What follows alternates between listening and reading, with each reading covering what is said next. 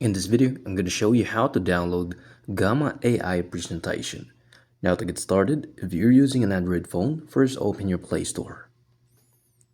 Now after you open your Play Store through your phone, all you need to do is to type onto the search bar the word Gamma AI. Now from here, scroll down and you'll find here the Gamma Presentation AI hints. All you need to do is to click on here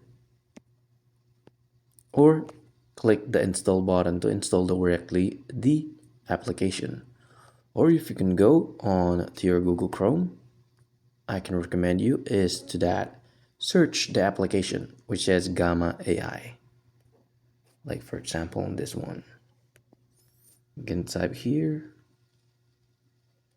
Gamma AI.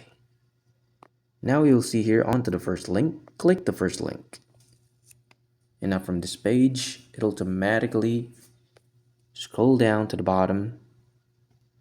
You can click on Try Gamma for free, or you can just simply directly download it. You can see that we have an install icon. Click the install to install the Gamma AI. And that's how to download Gamma AI presentation.